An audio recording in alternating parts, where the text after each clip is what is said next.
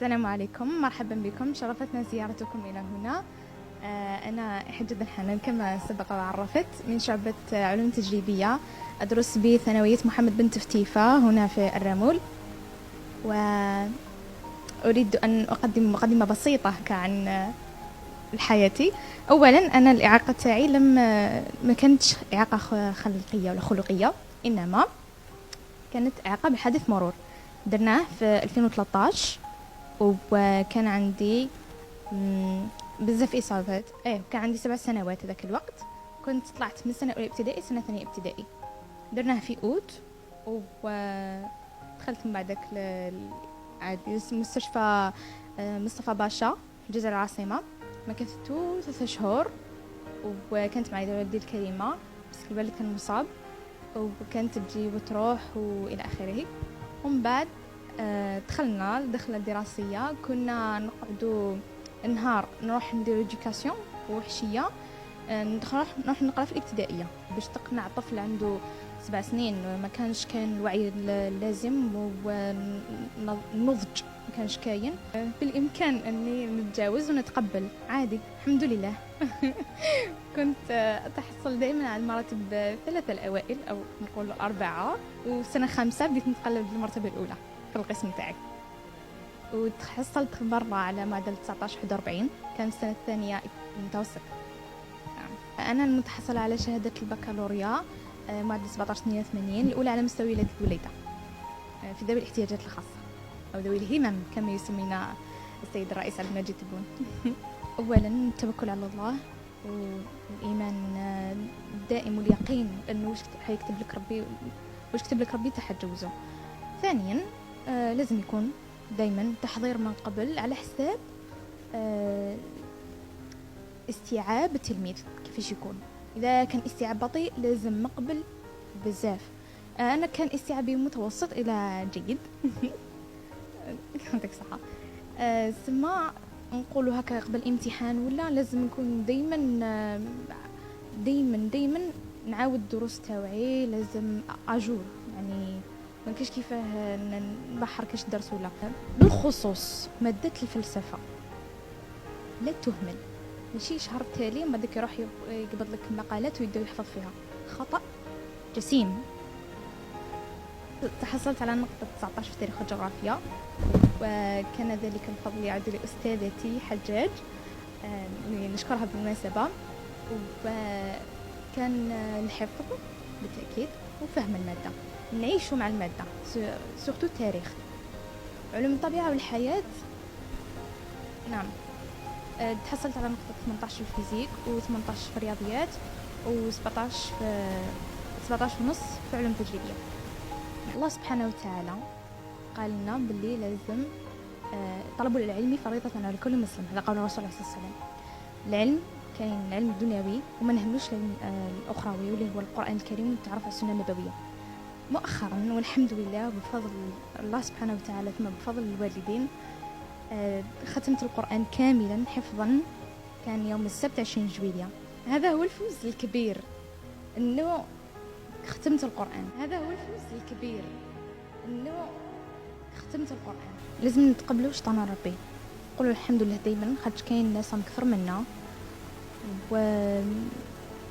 ثانيا لازم تعاود تولي الوعي تاع الانسان والبيئه المحيطه به، خاطر البيئه الثانيكيه اهم حاجه تساعدك وتنشطك وتحفزك ودائما تخزر للفوق. ما تقولش بلي انا خلاص عندي اعاقه، خلاص سي بون غلقوا الباب في وجهي. لا، ربي ما يغلق لك غير باب باش يحلك 10. انا الحمد لله ربي نحالي رجلي بصح مد لي في راسي، الحمد لله. نصيحة للأشخاص اللي تعرضوا ماشي غير للإعاقة، إنما لأي ظروف أخرى، ظروف خاصة عاشوها، لازم تشوف بلي هذا الظرف هو امتحان ليك، امتحان ربي طاهولك باش يشوف مقدار الصبر تاعك. وربي سبحانه يقول لا يكلف الله نفسا إلا وسعها. أصعب موقف تعرضت له في حياتي هو نهار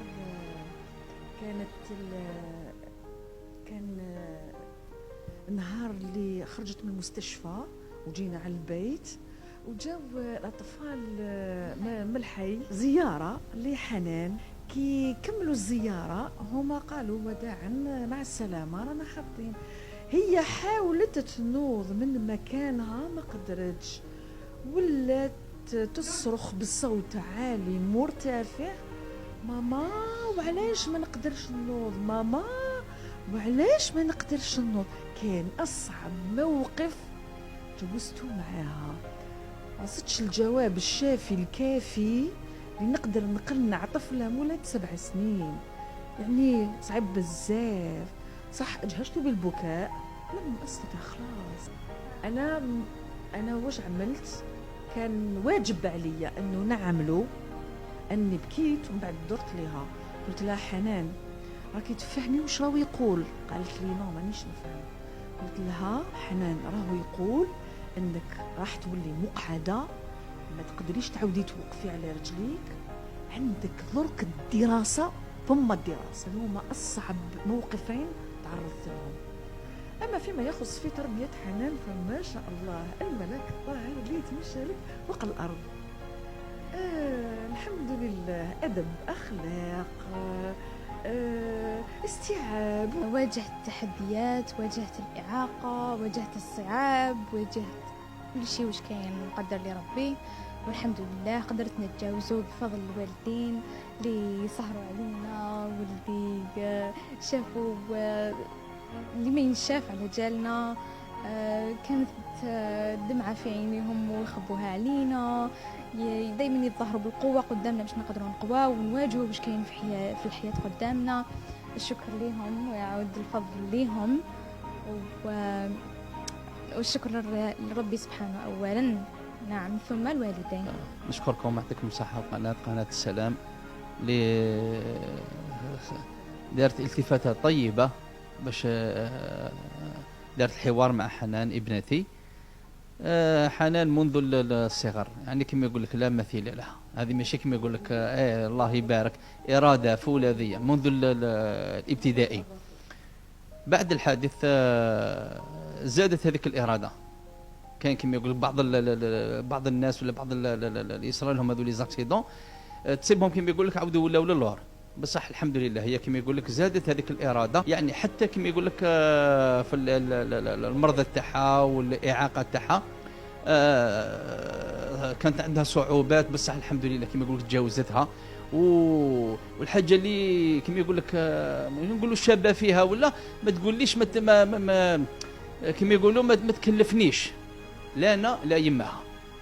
هي انه فرحتنا باش تكمل هي انه ان شاء الله سيد رئيس الجمهوريه التفاته طيبه من جهته عبد المجيد تبون باش يكرم حنان. كان الغايه تاعها ولا منذ بدايه السنه في سبتمبر كي بدات العام الدراسي قالت لي: ابي انا نبذل مجهودي باش نتكرم من طرف رئيس الجمهوريه السيد عبد المجيد تبون. قام مدير التربيه لولايه البليده مشكور على الزياره بزياره بسيطه الى منزلنا.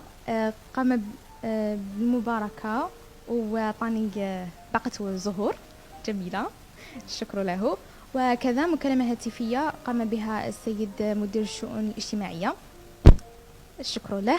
بارك لي على النجاح في شهادة البكالوريا. أهدي نجاحي في شهادة البكالوريا للوالدين، إن شاء الله نكون فرحتهم، خاطش هما اللي أطروا ساعدوا تحملوا بالتأكيد. وكذلك الأساتذة الكرام اللي درسوني.